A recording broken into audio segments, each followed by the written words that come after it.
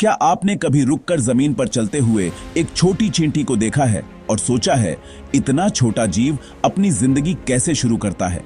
आज मैं आपको एक जादुई छोटे से एडवेंचर पर ले जाने वाला हूं, एक चींटी का लाइफ साइकिल। तो सीक्रेट यह है, चींटियां बस ऐसे ही छोटी एडल्ट बनकर नहीं निकलती, वे एक चीज से गुजरती हैं जिसे कंप्लीट मेटामॉर्फोसिस कहते हैं। फैंसी लगता है, लेकिन यह बस एक 4 स्टेप की जर्नी है: अंडा, लार्वा, प्यूपा और एडल्ट। चलो शुरुआत से शुरू करते हैं। यह सब क्वीन एंट से शुरू होता है। वह बेसिकली कॉलोनी की बॉस होती है और उसका मेन काम क्या है? अंडे देना। और मैं सैकड़ों, कभी कभी हजारों अंडों की बात कर रहा हूं।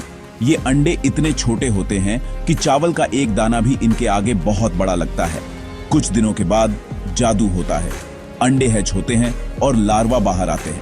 ये छोटे जीव ज्यादा देखने लायक नहीं होते, न पैर न आंखें, और ऑनेस्टली ये बस छोटे सफेद कीड़े जैसे दिखते हैं।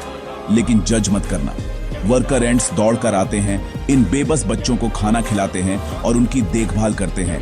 यह पक्का करते हैं कि वे मजबूत बने। अगला आता है प्यूपा स्टेज। यह वह जगह है जहां चीजें सच में दिलचस्प हो जाती हैं। लार्वा खुद को एक छोटा रेशमी कोकून बनाता है और छिप जाता है। अंदर वह बदल रहा होता है, पैर, आंखें, एंटीना उग रहे होते हैं। पूरा एंट टूल किट। यह एक secret super hero training session जैसा है। सब कुछ आंखों से ओझल हो रहा होता है और आखिर में कई दिनों के ट्रांसफॉर्मेशन के बाद नई चींटी अपने कोकून से बाहर निकलती है। अब यह एक पूरी तरह से बनी हुई एडल्ट है। कॉलोनी को किस चीज की जरूरत है, इसके आधार पर यह चींटी एक वर्कर, एक सोल्जर, या अगर यह सच में खास है तो एक नई क्वीन भी बन सकती है। तो एक लगभग अदृश्य अंडे से लेकर एक मेहनती एडल्ट तक हर चींटी इस वाइल्ड जर्नी पर जाती है।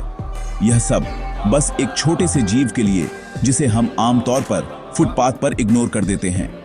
अगली बार जब आप एक चींटी देखें तो याद रखना, वह यहां तक पहुंचने के लिए बहुत कुछ झेल चुकी है। नेचर सच में बहुत औसम है। आज मेरे साथ चींटियों के मिनिएचर यूनिवर्स को एक्सप्लोर करने के लिए धन्यवाद। अगर आपको यह पसंद आया तो ऐसे और छोटे वंडर्स के लिए वह सब्सक्राइब बटन दबाना।